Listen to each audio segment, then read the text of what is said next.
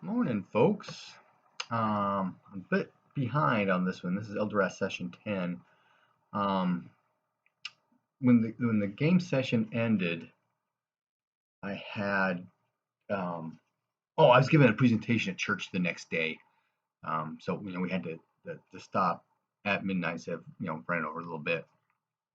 And then I had that stuff on Sunday going on, and I've started a new job that's taken up more of my time during the week, and I'm trying to get back into running and lots of things little things going on that seem to just suck up my time.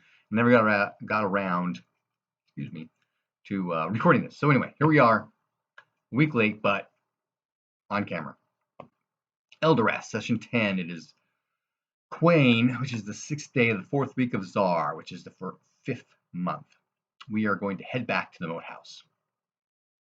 There's this guy, Alvis. He's the carpenter's son. I should not have done that. Holy cow. Alvis, the carpenter's son, is retired. He's a retired legionnaire from the Northern Kingdoms. He's married into a local family. He wants to come with us to kick some goblin butt. We got a new player. This is how we're pulling him in. The rest of us he's a younger player as well. And the rest of us older guys are discussing in joking terms about some options on dealing with the lobstrosity. And as we're talking about the cavern that we found it in, I realized that, that pool, that cavern, the whole thing is below the water level of the moat. So this pool that the lobstrosity keeps diving into to get away from us, it's got to have some kind of interposing cavern that's keeping the water flow from just filling this chamber up with water. So we decided to investigate the 4th tower spot, and then investigate a possible 5th tower that Raymond thinks may be at the south, pointing the moat house because the walls were pointing at a different direction. They were pointing towards each other, pointing at an angle. So we reach the swamp campsite and plenty of time to set up and rest for the evening. So the next day, we can see smoke rising from the southeast. Oh, if you watch the live play, I've got the picture of the map up there. So there's these mountains that are south of the hills that are south and west, and I think east of the swamp. And so it's past the swamp, but before the mountains. You can see the smoke rising up. As we're heading into the moat house, about an hour's walk out from the moat house, we see wreckage of a 2-wheeled cart. And sure enough, it's got that pole sticking up for a lantern, and there are lots of human bones scattered about, but we can't see any tracks. Tindo sees some tracks that Wes thinks, hey, maybe they're a wyvern, but probably just a giant frog. Alvis shows us where someone a few weeks ago reinforced. Oh, we get to the moat house, get to the drawbridge. Alvis had been a carpenter in a previous life. And he shows us where someone a few weeks ago had reinforced sections of the drawbridge. So if you walk along here, it's perfectly safe. So we start doing that. Once we get in, I go up the tower, get on the wall, and because there's that broken area with the rock edge and rubble, we're trying to figure out how to get across the deep part of the moat into the swamp proper in order to get to that 4th area. And as we're in the towers and walk around the walls and stuff, it looks to the northeast. Excuse me. That the swamp kind of flattens out. So we go over to that knoll, the 3rd one that we investigated, and look around. And as we're looking around, Alvis sees where sometime had passed, had tied off a rope to a tree. There's the rope marks. It looks like he climbed down at a spot here, and then there's a trail. So Raymond ties off a rope, and we climb down across the trail, where we tie off the rope on the other end of the watery part. So we've got that for support when we come back. So as we're walking along, I see in a nearby pool a face. And I ask her, hey, anybody see that? And nobody did. So I look down and I start reaching in, see if I can't feel something. I got to my elbow. And as I do that, I can see a beautiful woman beckoning me into the water. She's caressing my arm. But then it changes to a hideous horror. She grabs me and tries to pull me in. At that point, Alice had come over and he sees a similar vision, but the woman is looking at him. And she smiles and he feels drawn to her. And so he starts to step towards the water. Alvis. That should have been Raymond. This whole thing about Alvis is actually Raymond. Because Alvis now comes over and he reaches to help me from being pulled into the water, but his grip slips and he falls down. Tindo makes a grab for Raymond to keep him from falling into the water. I managed to resist. And this is RQ3, and so we're doing a strength versus strength roll kind of thing. And I rolled really well, so I managed to resist her pulling me into the water, which gives Alvin another chance to grab me. And he pulls, and he actually ends up pulling the creature itself up out of the water. When that happens, her spell against Raymond fails, and she screams. And we'll have to make saving throws against something, which we all end up failing. And then we wake up, and it's starting to get dark. So we head back to the hillock and go down into the tower room. There's that trap door. We go down. There's a fairly large room there with a door that went down to the wall where we ran to the goblins the first time. So we get down there. We set up camp. Next morning, we give Alvis the nickel tour. Down the hallway, through the crevice, into the room. The chapel room. There's the doors. The Lobstrosity's back through there. Here's the ghouls. Behind here's the stairs down. That kind of thing.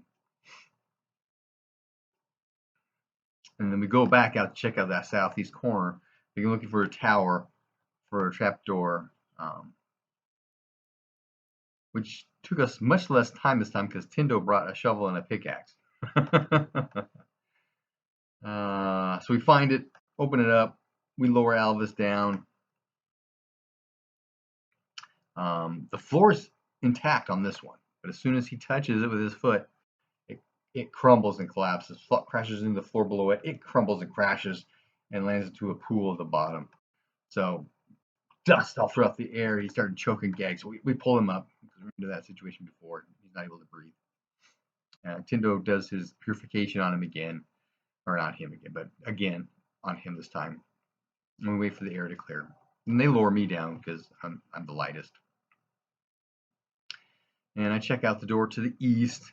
Same thing, tower wall, hallway, arrow slits, mud and gunk. I check the other door, and we do the same. But here on this side, I do find a body, and he's wearing again that steel scale habergeon is what it should be because it just covers the chest.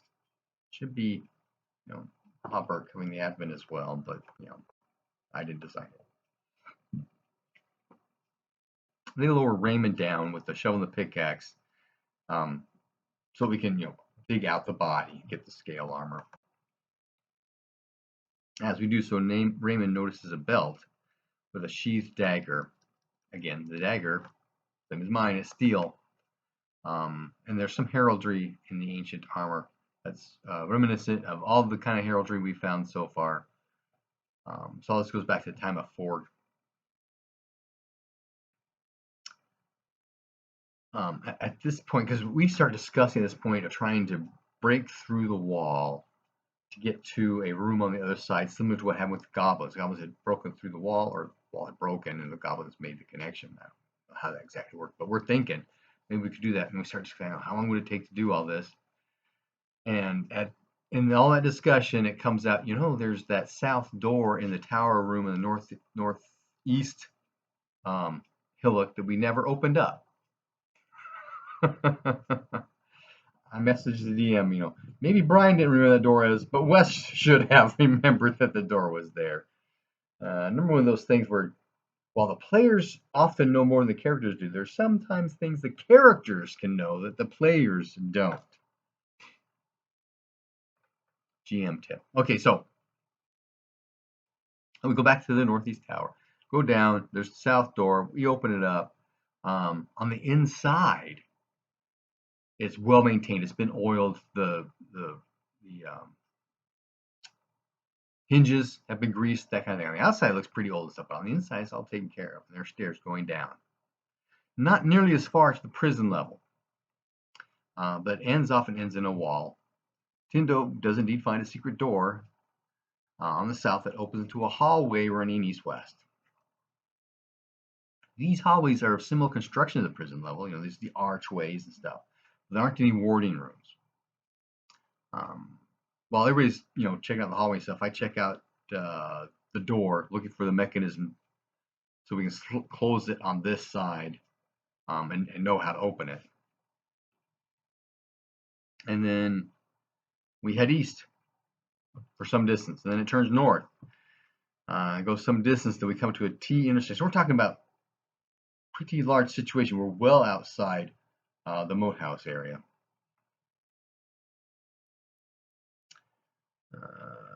T intersection. Okay, to the east. So hallway to the east. It tees onto the hallway we're in. Continue north, and there's another one.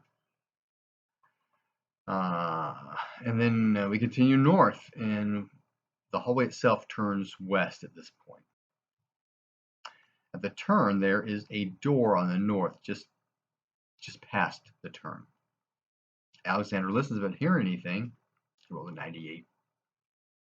And so he opens up the door, and of course, the goblins attack.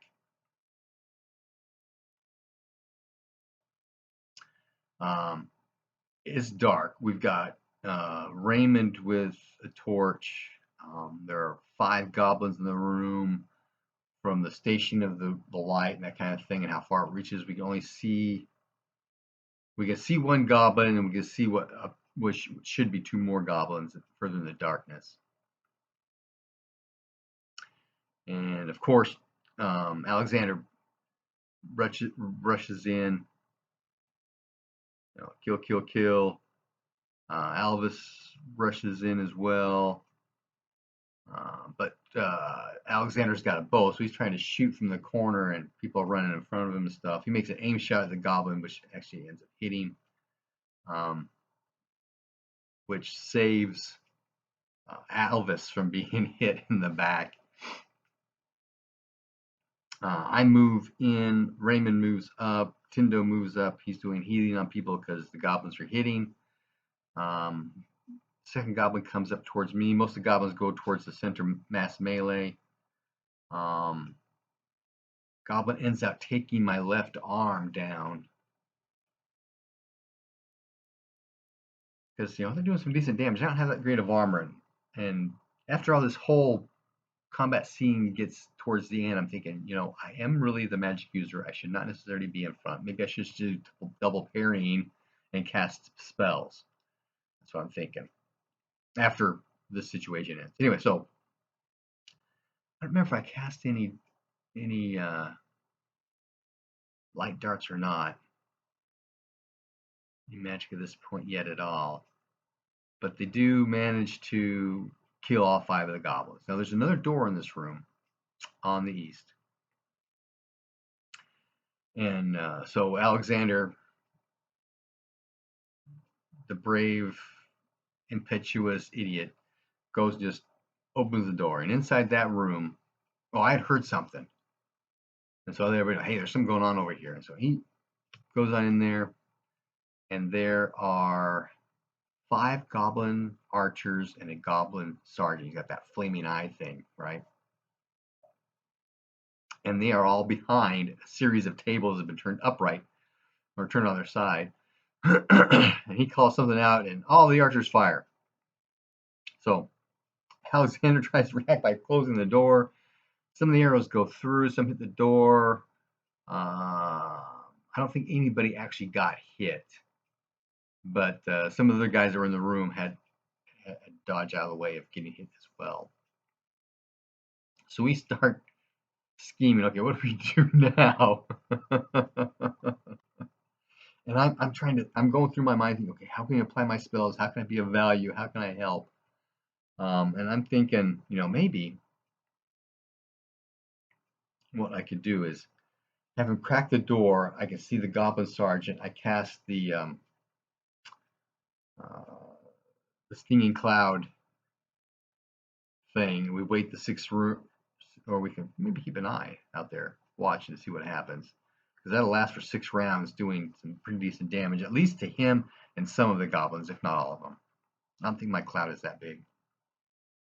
But if I need to, I can use breezes to move it around the room. But we end up pouring oil underneath the door, pouring oil on this side of the door, and hanging a torch such that if someone opens the door, the torch will fall to the ground, igniting the oil. Then we move to the other door and open it, and there are creatures there. That's where the session ended. We have bit out much more than we can chew. Hopefully this is a lessons learned for some of the newer players. Happy gaming.